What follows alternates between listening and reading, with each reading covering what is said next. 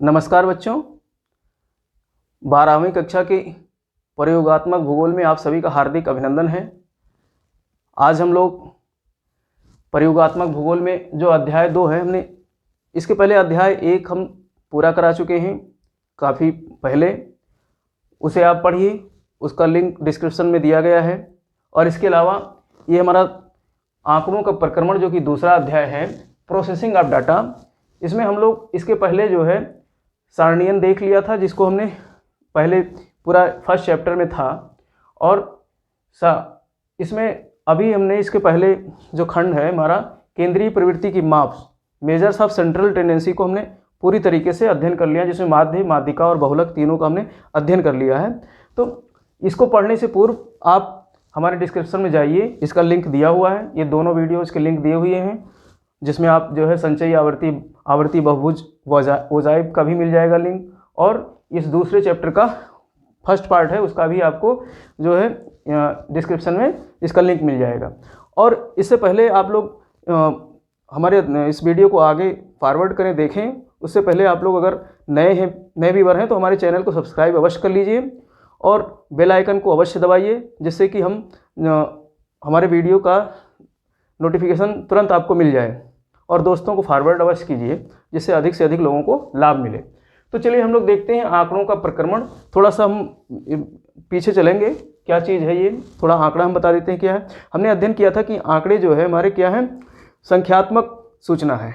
जो संख्या के रूप में जो हमको सूचना प्राप्त होती है, इसको क्या कहते हैं, आंकड़ा कहते हैं। और आंकड़ों को व्यवस्थित करने की जो विधि है उसको कहते हैं प्रक्रमण, प्रोसेसिंग। तो प्रोसेसिंग ऑफ डाटा, इसमें यही अध्ययन किया जाएगा। आंकड़ों का जो है प्रक्रमण में हम अध्ययन करेंगे प्रोसेसिंग ऑफ डाटा, यानी आंकड़ों को व्यवस्थित करने का क्या तरीका है। तो हमने सारणियन का अध्ययन कर लिया था पहले, जिसमें वर्ग अंतराल, साधारण आवर्ती, संचयी आवर्ती, आवर्ती बहुभुज और ओजाइब, ये सारे हमने अध्ययन कर लिए थे। और इसके अलावा विश्लेषण, ये दो विधियां हैं, सारणियन और विश्लेषण। तो इस चैप्टर में आंकड़ों के प्रक्रमण में हम लोग एनालिसिस यानी विश्लेषण, आंकड़ों का विश्लेषण कर रहे हैं, जिसमें केंद्रीय प्रवृत्ति की माप, मेजर्स ऑफ सेंट्रल टेंडेंसी के अंतर्गत हम लोगों ने माध्य, माध्यिका, बहुलक, इनका अध्ययन कर लिया था, तीनों चीज़ों का। आज हम लोग इस अध्याय में, इस चैप्टर में, यानी इस वीडियो खंड में हम लोग विक्षेपण यानी प्रकीर्णन की माप को देखेंगे। इसमें मेजर्स ऑफ डिस्पर्जन, इसको इंग्लिश में कहते हैं मेजर्स ऑफ डिस्पर्जन, यानी विक्षेपण की माप या प्रकीर्णन भी इसको कहते हैं। तो इसका हम लोग यहाँ पर अध्ययन करेंगे। तो ये विक्षेपण क्या है, प्रकीर्णन क्या है। देखो, जो हमारे आंकड़े हैं, जो एक आंकड़े व्यवस्थित रूप से जब हम आंकड़ों को करते हैं तो उसमें केंद्रीय प्रवृत्ति दिखाई देती है, सेंट्रल टेंडेंसी दिखाई देती है।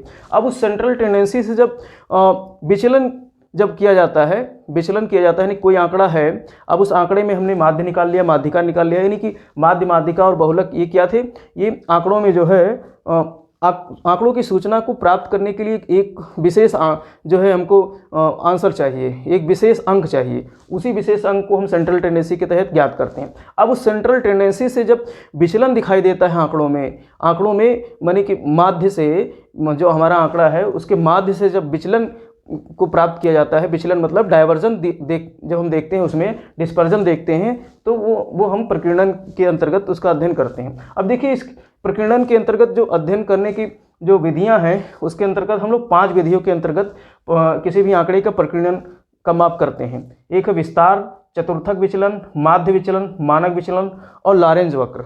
आज हम लोग जो अध्ययन करेंगे इसमें विस्तार बहुत ही सरल है, और इसके अलावा चतुर्थक विचलन यानी क्वार्टाइल डेविएशन का अध्ययन करेंगे, और माध्य विचलन यानी मीन डेविएशन का अध्ययन करेंगे। तो इन तीनों चीज़ों का हम लोग यहाँ अध्ययन करेंगे। और अगले वीडियो में आप मानक विचलन यानी स्टैंडर्ड डेविएशन और लॉरेंज वक्र उसको देखेंगे, उसको अगले वीडियो में। तो देखिए, विस्तार क्या है। विस्तार मतलब रेंज, इसको परास भी बोलते हैं। बहुत ही सरल है, किसी पदमाला के सबसे बड़े मूल्य और सबसे छोटे मूल्य का अंतर। जैसे पदमाला, जैसे एक पदमाला मतलब जो हमारी आंकड़ों की जो श्रेणी है, इस श्रेणी में जो सबसे बड़ा मूल्य हम जो देखेंगे और सबसे छोटा मूल्य देखेंगे, उसका अंतर जो आता है वही क्या कहलाता है, विस्तार या रेंज। यानी किसी आंकड़े का फैलाव कितना है, यानी सबसे छोटी इकाई कौन सी है और सबसे बड़ी इकाई कौन सी है। तो सबसे छोटी इकाई और सबसे बड़ी इकाई, इन दोनों के बीच का जो अंतर होता है वही क्या कहलाता है, विस्तार कहलाता है। यानी हमारे आंकड़े का विस्तार कहाँ से कहाँ तक हो सकता है। तो जैसे 20, 25, 28, 27 और 18, ये हमने एक उदाहरण लिया है। अब इसका हम विस्तार अगर देखें, इसका रेंज देखें, परास देखें, तो इसमें सबसे छोटी जो इकाई है, सबसे छोटी यूनिट है हमारी 18 है। और सबसे बड़ी इकाई 28 है। अब बड़ी में से छोटी, यानी इसका फार्मूला क्या है, सबसे बड़ी यूनिट में से सबसे छोटी यूनिट, यानी सबसे बड़े अंक में से सबसे छोटे अंक को घटाया जाता है, तो उसी को परास बोलते हैं। तो 28 - 18 बराबर 10, यानी इस आंकड़े का, इस डाटा का परास क्या निकलेगा, विस्तार क्या निकलेगा, 10 आएगा। तो इस तरीके से ये विस्तार है, बहुत ही आसान है, इसको समझ कोई दिक्कत नहीं है, लेकिन ये आगे सब जगह लागू होगा, इसलिए इसको बताना जरूरी था। तो अब हम लोग अध्ययन करेंगे चतुर्थक विचलन, यानी क्वार्टाइल डेविएशन। क्वार्टाइल डेविएशन का यहाँ पर हम लोग अध्ययन करेंगे। तो ये क्या चीज़ है, देखते हैं इसको, क्वार्टाइल डेविएशन को। भाई इसमें चतुर्थक शब्द आया है, क्वार्टाइल मतलब चतुर्थक, चतुर्थक। अब हमने देखा था इसके पहले हमने देखा था माध्यिका देखा था, मीडियन। मीडियन में हमने क्या देखा था, मीडियन का फार्मूला था n/2, यानी कि कोई पदमाला है, कोई श्रेणी है, उस श्रेणी में एक ऐसी संख्या जो बीच में आती है और वो 2 बराबर भागों में पूरे आंकड़े को बांटती है, वही हमारी माध्यिका होती थी। तो यहाँ पर चतुर्थक यानी क्वार्टाइल शब्द आ गया, 4 शब्द आ गया। तो अब ये इसमें मतलब एक तरीके से जो माध्यिका है उसी में इसका मॉडिफिकेशन होगा। तो इसका हम देखते हैं क्या चीज़ है। जिस प्रकार माध्यिका समूह को 2 बराबर भागों में विभाजित करता है, जिस प्रकार माध्यिका जो है समूह को 2 बराबर भागों में विभाजित करता है, हमने देखा था। अगर आपको अभी नहीं समझ में आया है तो इस वीडियो को यहीं पर पॉज करिए और डिस्क्रिप्शन में जाइए, लिंक दिया हुआ है, वहाँ पर आप माध्यिका को पहले समझिए। तो माध्यिका में हमने देखा था कि जो ऐसी संख्या जो पूरे आंकड़े को, पूरे जो है डेटा को 2 बराबर भागों में बांटती थी जो संख्या, तो वही थी माध्यिका। लेकिन यहाँ पर जो है क्या है, उसी प्रकार चतुर्थक विचलन समूह को 4 भागों में विभाजित करता है। चतुर्थक विचलन क्या है, समूह को मतलब पूरे आंकड़े के समूह को 4 भागों में विभाजित करता है। ये तो इसकी मतलब चतुर्थक विचलन के बारे में जो हमारा समझ है वो क्या है कि चतुर्थक विचलन जो है हमारे आंकड़े को 4 बराबर भागों में विभाजित करता है और माध्यिका द्वारा बांटे गए भागों को चतुर्थक 2 बराबर भागों में बांटता है। अगली लाइन, अगली पंक्ति क्या है, माध्यिका द्वारा बांटे गए। माध्यिका ने जो हमारे 2 बराबर भागों में जो हमारे आंकड़े को बांटा था, जो हमारे सीरीज को, श्रृंखला को, पदमाला को बांटा था, उसको ये पुनः जो है चतुर्थक क्या है, मतलब इसके दाएं बाएं, यानी दाएं साइड में भी इसको 2 बराबर भागों में बांटता है, बाएं साइड में भी 2 बराबर भागों में बांटता है। तो यहाँ पर हम एक उदाहरण से समझ सकते हैं। यानी हमने बताया था कि ऊपर नीचे या दाएं बाएं, जैसे अगर ऊपर नीचे लिखेंगे किसी आंकड़े को तो बीच में जो आंकड़ा आएगा, जो बीच में हमारा माध्यिका आएगी, उसके ऊपर बराबर होगा और नीचे भी बराबर होगा। या अगर इस तरीके से लिखेंगे तो दाएं और बाएं का चक्कर पड़ता है। तो यहाँ पर जैसे ये 5, 10, 15, 20, 25, 30, 35 और 40, ये 8 नंबर है, ये सम संख्या है। सम संख्या के लिए हमने बताया था कि माध्यिका कैसे ज्ञात करते हैं, जाकर देख लीजिए आप वहाँ पर। तो मान लेते हैं बीच में एक माध्यिका आई, बीच में एक माध्यिका आई कोई संख्या, जब इसको माध्यिका निकालेंगे n/2 के हिसाब से, तो जो है बीच में कोई संख्या आएगी। अब बीच में जो संख्या आई तो देखते हैं 1, 2, 3, 4 इधर है, 1, 2, 3, 4 इधर है।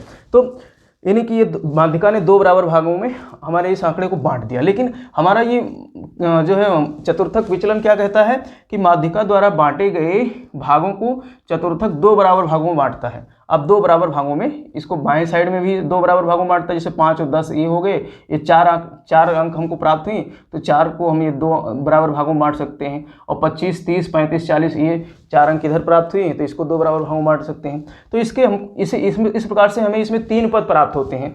पहला पद जो होता है प्रथम चतुर्थक कहलाता है, और जो माध्यिका होती है द्वितीयक चतुर्थक कहलाती है, और जो लास्ट वाला है वो तृतीयक चतुर्थक कहलाता है। अब प्रथम चतुर्थक को क्या कहते हैं, लघु चतुर्थक कहते हैं। प्रथम चतुर्थक को लघु चतुर्थक कहते हैं और माध्यिका वाले को, द्वितीयक चतुर्थक को जो है क्या कहते हैं, माध्यिका चतुर्थक कहते हैं। और जो तृतीय चतुर्थक है उसको दीर्घ चतुर्थक कहते हैं। अब देखिए यहाँ पर क्या है, प्रथम चतुर्थक जो है माध्यिका से इसका जो है विस्तार छोटा होता है, माध्यिका से इसकी इकाई, इसके जो अंक हैं वो छोटे होते हैं, इसका लघु चतुर्थक का, इसीलिए इसको लघु चतुर्थक कहा गया है। और जो दीर्घ चतुर्थक है उसके अंक माध्यिका से बड़े होते हैं, इसका जो है माध्यिका से बड़ा होता है। अब देखिए इसके दीर्घ लघु चतुर्थक को हम Q1 से डिनोट करते हैं। Q1 का मतलब हो गया लघु चतुर्थक, Q1 हमारा क्या हो गया, लघु चतुर्थक। और इसका फार्मूला क्या है, n/4, n/4। n मतलब हो गया श्रेणी के पदों की संख्या, श्रेणी ये हमारी है, इसकी पदों की संख्या। कितने पद हैं, 1, 2, 3, 4, 5, 6, 7, 8 पद हैं, तो 8/4। अब ये हमने उसमें देखा था, माध्यिका में हमारा फार्मूला क्या था, n/2। लेकिन यहाँ क्वार्टाइल शब्द आ गया, तो क्वार्टाइल आ गया तो इसको 4 से हम माध्यिक जो पद हमारे हैं श्रेणी के पदों की जो संख्या है उसको हम 4 से भाग देंगे, तो हमको Q1 प्राप्त हो जाएगा, यानी सबसे छोटी इकाई। यानी हम यहाँ पर देख सकते हैं जो हमने परास बताया था, इसमें जो है पदमाला में सबसे छोटा पद और सबसे बड़ा पद जो है उसका अंतर, सबसे बड़ा पद माइनस सबसे छोटा पद। तो यहाँ पर सबसे छोटा पद हमारा क्या प्राप्त हो जाएगा n/4 के उससे। इसके बाद में जो दीर्घ चतुर्थक है, इसमें 2 ही महत्वपूर्ण है। माध्यिका तो हमने समझने के लिए माध्यिका चतुर्थक जो द्वितीय चतुर्थक है, लेकिन हमको तृतीय चतुर्थक यानी दीर्घ चतुर्थक और लघु चतुर्थक का अध्ययन करना है। तो दीर्घ चतुर्थक जो कि माध्यिका से बड़ा है, इसका फार्मूला क्या है Q3। दीर्घ चतुर्थक को Q3 से डिनोट करते हैं, किससे Q3 से करते हैं। और इसका फार्मूला क्या है स्मॉल z और होल जो है ब्रैकेट होल ब्रैकेट के अंदर n/4। अब यहाँ पर ब्रैकेट का मतलब यहाँ पर गुणे का चिन्ह आ जाएगा, और जो स्मॉल z है इसको 3 से डिनोट करते हैं। चूँकि ये तृतीय चतुर्थक है तो यहाँ पर 3 आ जाएगा, यहाँ पर 3 आ जाएगा, और यहाँ पर 1 मान सकते हो, लेकिन 1 मानने की ज़रूरत है नहीं, क्योंकि 1 से किसी चीज़ को जब आप उसको गुणा करोगे तो वो 1 कोई मतलब ही नहीं है, जो संख्या उतनी ही आएगी। तो इसको यहाँ पर z को 3 मान सकते हैं, या फार्मूले में z ना लिख करके 3 × n/4 भी लिख सकते हैं। तो इस तरीके से Q3 हमको प्राप्त हो जाएगी, यानी हमारे जो पदमाला है उसमें जो सबसे बड़ा पद और सबसे छोटा पद हमको इस तरीके से मिल जाएगा। तो इससे हम 3 चीज़ ज्ञात कर सकते हैं। चतुर्थक का विस्तार, जो हमने यहाँ पर रेंज देखा था, विस्तार या परास देखा था, तो परास ज्ञात करेंगे, और चतुर्थक विचलन को ज्ञात करेंगे, और चतुर्थक विचलन गुणांक को ज्ञात करेंगे, कोफिशिएंट को ज्ञात करेंगे, विचलन और कोफिशिएंट को ज्ञात करेंगे। तो यहाँ पर देखिए जो हमारा परास इस तरीके से आएगा। Q1 हमको कितना मिला, Q1 8/4 आया। Q1 8/4 यानी 8 हमारा क्या है पदमाला है। पदमाला के जो है क्या है इसका अंक है, कौन हमारे संख्या कितनी है पदों की 8 है। तो n क्या हो गया 8 हो गया, और 8 से 4 को डिवाइड करना है, तो 8/4 बराबर 2 आ गया। अब इसमें जो दूसरा हमारे पदमाला का जो दूसरा पद है वही हमारा क्या हो जाएगा Q1 हो जाएगा। दूसरा पद क्या है 5 10, 10वां हमारा क्या है दूसरा पद है, तो 10 हमारा क्या हो गया दूसरा पद। तो Q1 यानी इस पदमाला में जो सबसे छोटा मूल्य है वो 10 माना जाएगा। इस पदमाला में क्वार्टाइल में सबसे छोटा मूल्य जो होगा वो 10 माना जाएगा। तो Q1 हमको क्या मिल गया 10 मिल गया। इसी प्रकार से Q3 यानी दीर्घ चतुर्थक को ज्ञात करने के लिए हमने फार्मूला दिया था स्मॉल z गुणे n/4। तो यहाँ पर n/4 यानी 8/4 है, इसको 3 से गुणा करेंगे तो 8 3 24, 24/4, और इसको अगर हम काटेंगे तो 6 आएगा, 4 6 24। तो छठवां पद हमारा Q3 हो जाएगा। 1 2 3 4 5 6, छठवां पद यानी 30 हमारा क्या हो गया Q3 हो गया। तो इस तरीके से हमको इसमें दीर्घ चतुर्थक हमको मिल गया, क्या मिल गया 30 मिल गया। तो इस तरीके से हमको अब ये 30 और ये Q1 10 मिल गया। और चतुर्थक विस्तार का फार्मूला क्या है कि बड़े मूल्य में से छोटे मूल्य को घटाना। तो बड़ा मूल्य हमारा यानी Q3 - Q1, बड़ा मूल्य हमारा क्या है 30 है, और छोटा मूल्य हमारा 10 है, तो इसमें से घटा देंगे 20 आ जाएगा। तो 20 ही हमारा क्या हो जाएगा चतुर्थक विस्तार हो जाएगा। अब इसी प्रकार से चतुर्थक विचलन यानी डेविएशन हमको निकालना है। क्वार्टाइल डेविएशन का फार्मूला क्या है Q3 - Q1/2, यानी जो हमारा विस्तार आएगा उसका हाफ विस्तार आएगा, यानी 20 आया तो सीधे सीधे इसका आधा 10 हो जाएगा। तो इसका फार्मूला क्या है Q3 - Q1/2। तो Q3 कितना है 30 है और Q1 10 है, और इसको 2 से भाग दे देंगे तो 20 जो हमारा 30 - 10 बराबर 20, और 20 को 2 से भाग देंगे तो 10 आ जाएगा। तो हमारा चतुर्थक विचलन आ गया 10। और इसको गुणांक निकालना है, कोफिशिएंट निकालना है। तो कोफिशिएंट का फार्मूला क्या है Q3 - Q1/Q3 + Q1, यानी जो परास है उस परास को हम क्या करेंगे, उसको जो योग आएगा सबसे छोटे पद और सबसे बड़े पद का उससे भाग दे देंगे, तो वही हमको क्या मिल जाएगा गुणांक मिल जाएगा, चतुर्थक विचलन का गुणांक मिल जाएगा। तो ये 20 आया ही है, परास हमारा क्या आया विस्तार हमारा 20 आया है, और दोनों को जोड़ेंगे 20 और 30 को 30 और 10 को जोड़ेंगे तो 40 हो जाएगा। तो ये कट पीट करके 2/4 आएगा, और 4 को हम 2 से अगर 4 से 2 को डिवाइड करेंगे तो आधा आएगा, यानी 0.5 यही हमारा क्या हो गया चतुर्थक गुणांक। तो इस तरीके से ये हमारा चतुर्थक विचलन गुणांक प्राप्त हो गया। तो इस तरीके से तीनों चीज़ों को हमने यहाँ पर प्राप्त कर लिया। तो ये तो हमारा एक जो सरल आंकड़ा था उसके माध्यम से हमने इसको प्राप्त किया।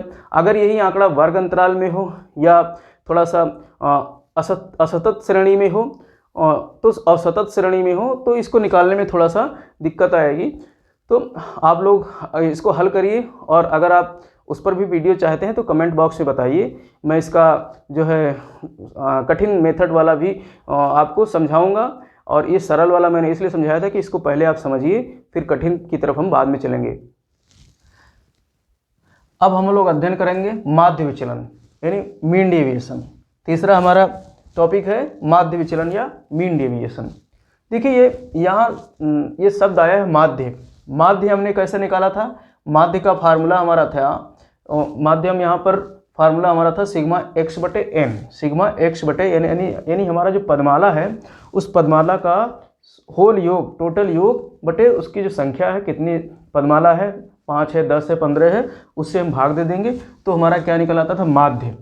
तो उसी माध्य से हम विचलन देखेंगे, यानी माध्य से विचलन, यानी किसी भी माध्य से पदमाला के समस्त पदों का विचलन, पदमाला से समस्त पदों का विचलन क्या है, तो वही चीज़ यहाँ पर कहलाता है माध्य विचलन। अब ये माध्य विचलन को हम MD से डिनोट कर सकते हैं,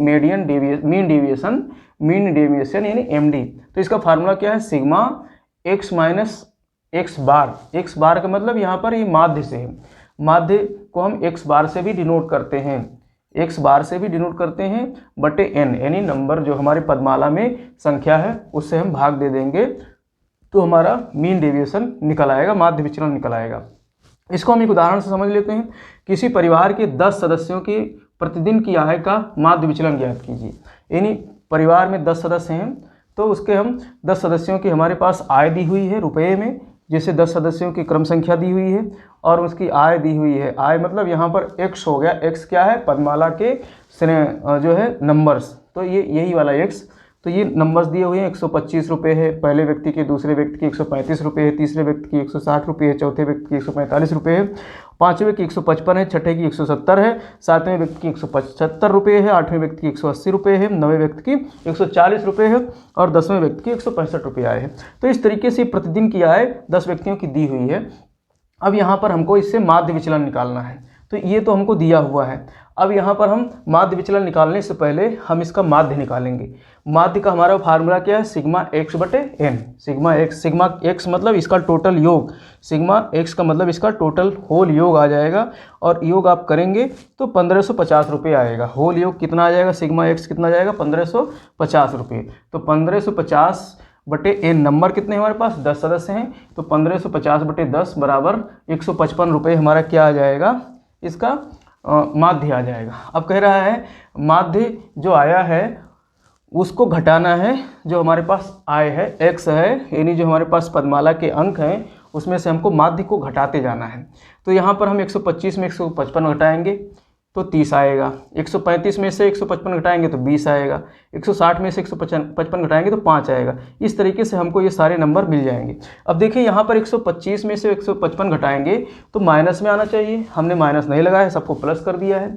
तो देखिए माध्य विचलन में यही सबसे बड़ी अशुद्धि है, सबसे बड़ी जो है इसकी कमी क्या है कि इसमें चाहे नेगेटिव पॉइंट आए चाहे पॉजिटिव आए, सबको यहाँ पर सकारात्मक संख्या मान ली जाती है। ऐसा जो है ये गणितीय अशुद्धि है इसके अंदर जो है माध्य विचलन में। तो इस गणितीय अशुद्धि के कारण माध्य विचलन को ज़्यादा तवज्जो नहीं दिया जाता है। इसके बाद हम लोग जब मानक डेविएशन, मानक विचलन देखेंगे, स्टैंडर्ड डेविएशन का अध्ययन करेंगे तो उसमें ये अशुद्धि खत्म कर दी जाती है। वहाँ पर जो है स्क्वायर करके माइनस और प्लस में जो अंक आते हैं उनको हम जब स्क्वायर कर देंगे तो ये अशुद्धि खत्म हो जाती है। लेकिन यहाँ पर हमें मान लेते हैं कि इसको सभी अंकों को जो डेविएशन आ रहा है सब पॉजिटिव मान लेते हैं, तो इसीलिए हमने यहाँ नेगेटिव नहीं माना है। अब इस सभी का योग आ जाएगा हमारे पास 150, यानी मीन का योग हमारे पास कितना आ गया? जो मीन का योग, सबका योग कितना आ गया? 150 आ गया। और MD का जो हमारा फार्मूला है सिग्मा एक्स माइनस एक्स बार, यानी एक्स माइनस मीन। एक्स कितना आया था? 1550 आया था, और जो है इसका मीन कितना आया था? तो 155 आया था। तो इस तरीके से इनको सबको हम अगर घटाते हैं फिर उसका जो योग करते हैं तो 150 आएगा। कितना आएगा? 150 आएगा। और 150 को हम जो हमारे पास संख्या प्राप्त हुई है नंबर 10, उससे हम भाग दे देंगे। सिग्मा ये टोटल कितना आ जाएगा हमारे पास, ये वाला कितना आ गया 150 आ गया। सिग्मा x माइनस एक्स, ये पूरा टोटल योग जो हमको प्राप्त हुआ है 150 आ गया। 150 रुपये, 150 रुपये को हम नंबर से, जो हमारे पास नंबर है पदमाला में संख्या है जितनी, उससे हम भाग दे देंगे तो हमको क्या MD प्राप्त हो जाएगा। तो 150/10 15 रुपये हमारा क्या आ गया, मीन डेविएशन आ गया, यानी माध्य विचलन आ गया 15 रुपये। तो देखिए यहाँ पर हमको जो है ये संख्या हमको मिली जो माध्य विचलन को दर्शाती है 15 रुपये, यानी इस पूरे संख्या में जो विचलन दिखाई दे रहा है वो 15 रुपये का दिखाई दे रहा है। इनमें सब में जो है एक औसत विचलन जो दिखाई दे रहा है वो 15 रुपये का दिखाई दे रहा है। मतलब कि जो 125 रुपये कमाने वाला, 135 रुपये कमाने वाला, 160 रुपये कमाने वाला और कोई 180 रुपये कमा रहा है, तो 125 और 180 में अंतर थोड़ा ज़्यादा आएगा, लेकिन सबका औसत माध्य विचलन जो दिखाई दे रहा है, माध्य विचलन मतलब औसत विचलन, वो 15 रुपये का आ रहा है। यानी कि कहने का मतलब ये है कि यहाँ पर इस 10 सदस्यों में मतलब कोई ज़्यादा जो है कमा रहा है, कोई कम कमा रहा है, लेकिन सबका औसत विचलन जो निकाला गया वो 15 रुपये आया। तो इस तरीके से माध्य विचलन ये निकालते हैं। लेकिन इसकी सबसे बड़ी कमी क्या है कि यहाँ पर हम सभी संख्या को जो हम अपनी पदमाला से जो माध्य का हम घटाते हैं सबको पॉजिटिव मान लेते हैं, इसलिए ये सबसे बड़ी कमी है। तो अगले वीडियो में हम लोग जो अध्ययन करेंगे स्टैंडर्ड डेविएशन और लॉरेंज वक्र का वहाँ पर अध्ययन करेंगे, तो यहाँ इस समस्या का समाधान हो जाएगा। तो इस तरीके से ये हमारा जो है 2 चीज़ों का यहाँ पर हमने अध्ययन किया।